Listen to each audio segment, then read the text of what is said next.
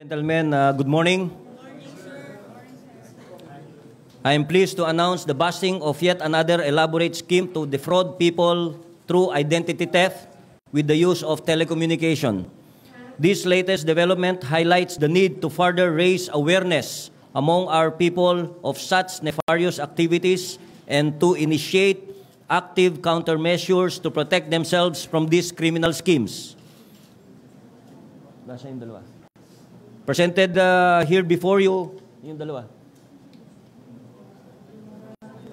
are the suspects Dennis Jose Pesimo Borbon, 24 years old, temporarily residing at Bernales Tres Barangay, Baritan, Malabon City, with provincial address at number 4110A Marcelino Street, Zone 5, Lagonoy, Camarines Sur, online seller and online blogger, and former congressional staff of One Educacion Party List, and Edgar Paulo James Cruz Bularan, 30 years old, residing at the same house and a native of Cabanatuan City and an assistant of Borbon. The suspects were arrested in a series of follow-up and entrapment operations that stemmed from an initial phone call to Cavite Vice Governor Jolo Revilla from a person who identified himself as Camarines Sur Congressman Arnie Fuentebella. Acting on the information provided by Vice Governor Revilla, the PNP Anti-Cybercrime Group launched simultaneous operations that led to the arrest of the suspects in Malabon City after withdrawing 15,000 pesos from an ATM.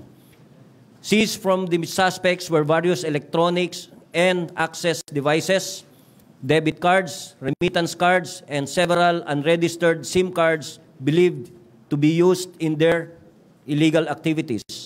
Borbon and Bularan are facing criminal charges for violation of RA 10175 or the identity theft and Article 315 RPC in relation to Section 6 RA 10175 or Estapa. Thank you and good morning.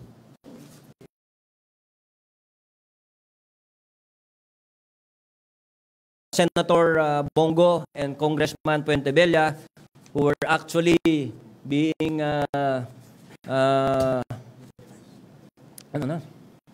we are actually being victimized. Buti na lang matalino itong senator natin at congressman, kaya sila ang nagbigay ng information sa atin, no? Dahil ito ang nagpapakilala na Congressman Fuentebella. At meron na siyang naloko doon sa mga ibang congressman dahil he was a former staff ng congressman doon sa Batasan. So if you have any questions to the congressman and the senator, please do so.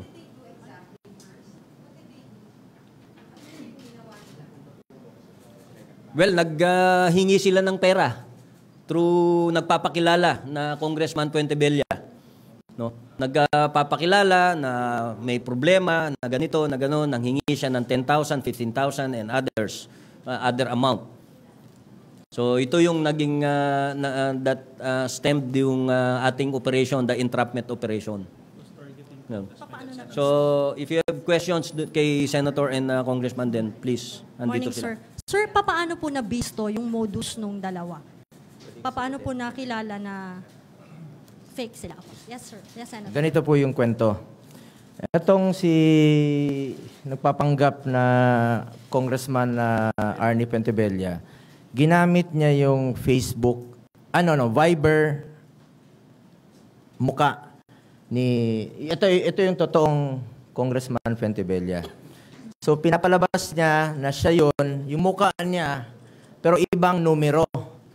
So halos lahat ng mga senador, including Tol Tolentino, Senator Amy Marcos, at ayoko na pong pangalanan, meron po siyang naging biktima talaga na isang senador na nagbigay rin po ng 20,000 sa kanya.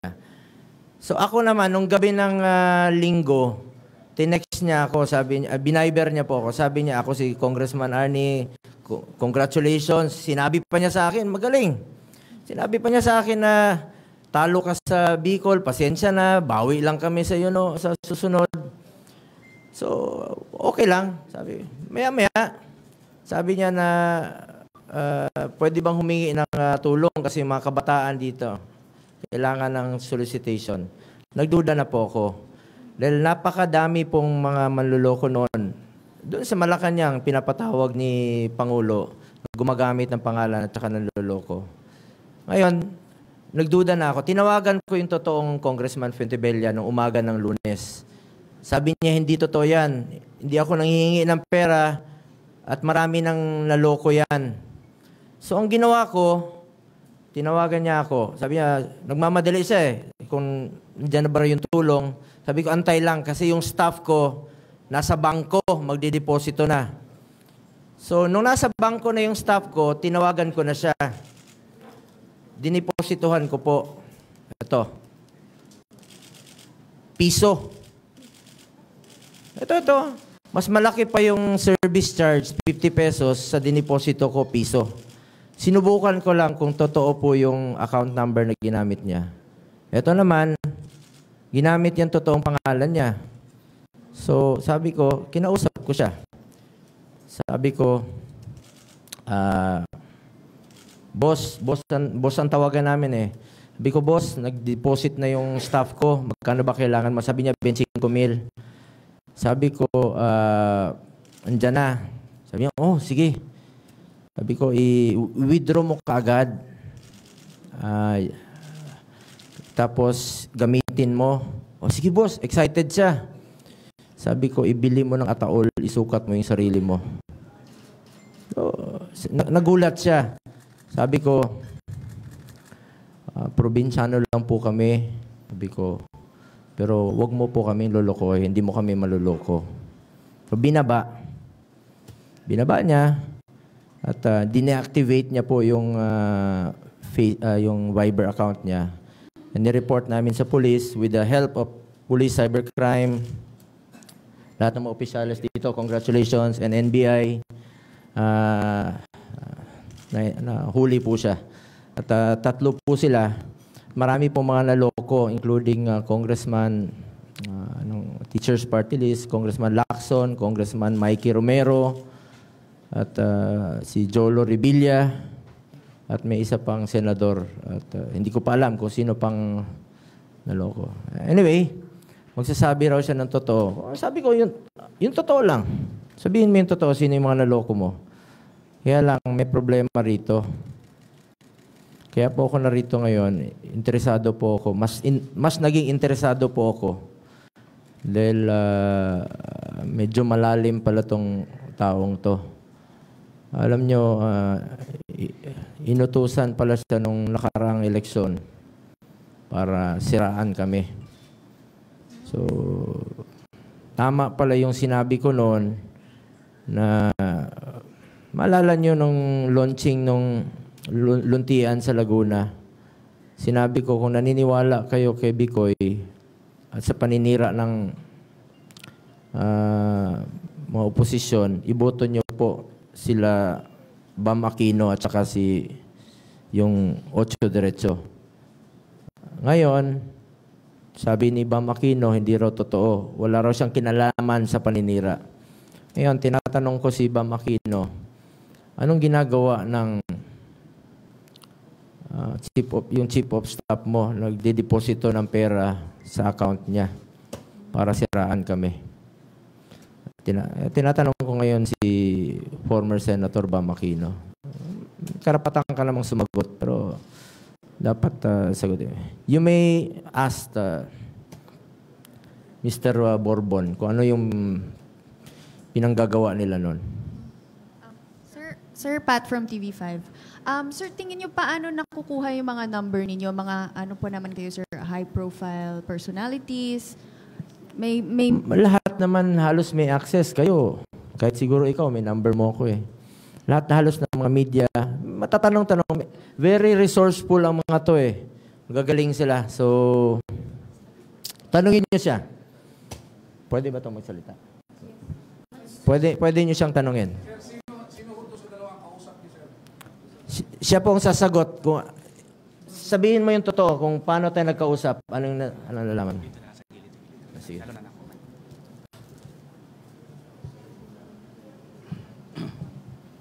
Magandang Magandang hapon po sa inyong lahat. Ako po si Dennis Jose Pesimo Borbon. Isa pong anti-administration vlogger, anti-Duterte vlogger po. And currently ako po yung dating humahawak ng Rock HREP staff sa Twitter.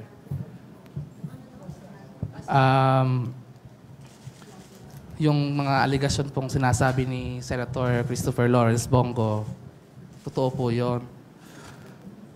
Hindi ko naman po ikinakaila yun. Pero way back nung eleksyon, kasi since may vlog ako and umaabot din ng mga 300,000 engagement sa Facebook per week, yung vlog ko sa Facebook, lumapit sa akin itong Chief of Staff ni Mr. ni Mr. Senator Bam Aquino na si former Daraga Councilor Aris Goyena. And yun na nga po, pinapatira sa akin lahat ng senatorial candidate ng administrasyon. And then, nung nagipit na rin po ako, dala rin po ng pangangailangan, na-access ko po yung mga phone numbers ng mga high profile. Doon na po ako gumawa ng hindi karais-nais na gawaing ito po. Magkano ang offer sa'yo para sirain yung mga kandidato? Actually, ma'am, nagde-deposit po sila, ma'am, ranging 20K to 40K po per month during the campaign period. Iba pa po yung binibigay doon ni Congressman Gary Alejano. And kilala ko rin po si Peter Jomel Advincula, si Bicoy po. Kausap din po kami minsan. Sila din ba yung nagbigay sa'yo ng mga numbers? Sino po? Sila din? Yung Aris din ba? Nagbigay sa'yo ng mga numbers ni na Senator Bongo? Hindi po. Yung mga phone numbers, kasi minsan po nagtataka tayo, yung mga phone numbers ninyo, may mga dumadang advertisement, ganyan-ganyan. Hindi nyo naman alam kung kanino galing yung number nyo. Yung mga number ninyo po, nabibenta po yan sa dark web. Doon po namin na-access yan. Doon po namin nabibili yan. Kaya we will give the further questions later sa kanila. Excuse na sila. Okay. So, any further question for the Senator? Sir, sasampahan nyo ng kaso. Sir, pa-filean nyo po ng charges. Senator, pa-filean nyo po ng charges yung mga suspect at saka yung mga ibang nabanggit pa nila na mga politiko na nagbayad para siraan kayo ng election. Yes. Dito po ang NBI, imbestigahan nila kung yung totoo lang. Kilala niya si Trillanes, kilala niya si Alejano. Yung totoo lang. Gusto ko lang po malaman yung totoo. Humingi rin po ako ng hustisya. 2 beses nila akong pinaghubad nung nakaraang eleksyon para patunayan yung mga puro black propagandang pinapataw nila sa akin na hindi totoo. Thank you, sir. As of now, ang magpo-file ng case si Congressman Arnie Puentebella, pangalan niya po ang ginamit. Ako naman, piso lang naman yung dineposit ko. So, para malaman ko totoo talaga yung account niya. Thank you. Any more questions on the said topic? Okay na po. Yan. If there's no other questions. Okay, sir. Other matters? Okay lang daw po, sir. Okay. Wala lang. Okay lang. Sir, okay lang po other matters. Like ano po? PCSO. Sir, other matters daw. Anong issues? Other questions. Araw natin. Anong tanong daw? PCSO. Sinabi namin ito sa Statement yata siya. Sir, sa PCSO. Papaimbestigahan ba nila? PCSO, I'm not authorized to speak in behalf of the President, pero sa pagkaalam ko, binalik na po yung Lotto operations. Wala naman pong nakikitang problema with the Lotto. Maayos naman. Yung ibang games under review at pinapatingnan ni Pangulong Duterte sa PCSO at sa legal niya kung ano yung mga kontratang hindi pabor sa gobyerno. Ulitin ko, unahin po ni Pangulong Duterte ang interes ng gobyerno bago ang lahat. Sir, isusulong niyo ba sa Senado ang investigasyon? Kung kailangan. Anomalya? Kasi may mga retired generals Yes, na kung kailangan silipin, imbestigahan ko po ito. Pag may nawawalang pera ng gobyerno, kahit piso po. Thank you, sir.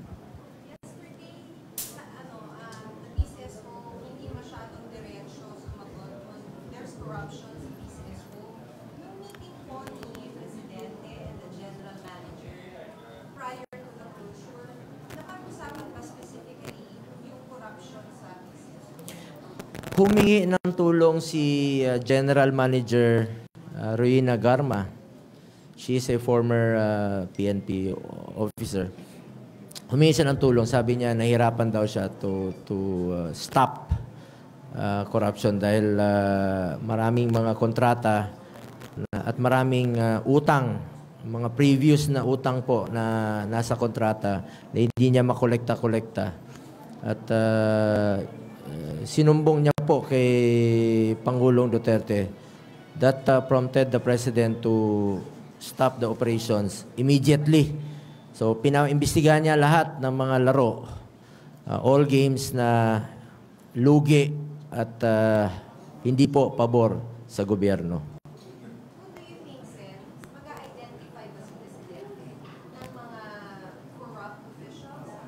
Yes. Last night, sinabi niya po sa speech niya, meron siyang papangalanan. Less than 10 of them, may mga opisyal sa PCSO na papangalanan ni Pangulong Duterte. Involved sa corruption sa PCSO. Kaya lugi ang operations ng PCSO.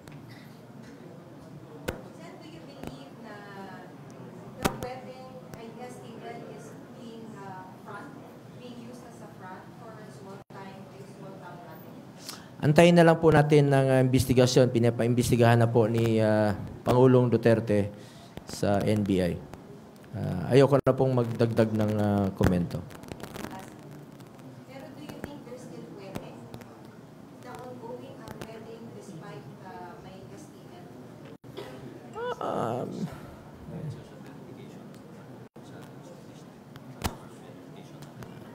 Ang PNP po makakasagot niyan at as of now, per verification, wala raw po.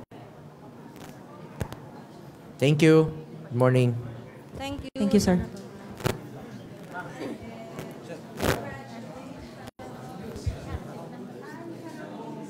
Yun lang, wala na.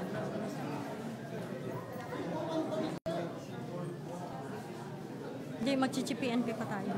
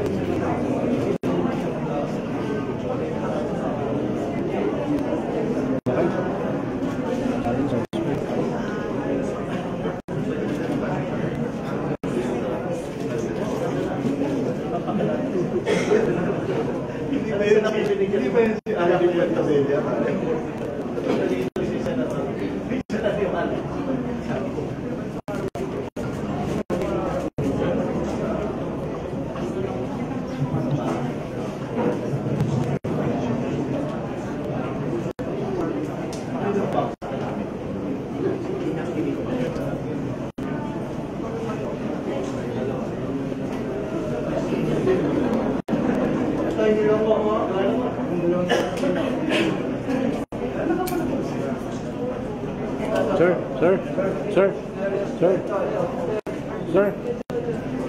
Thank you, sir. Sir.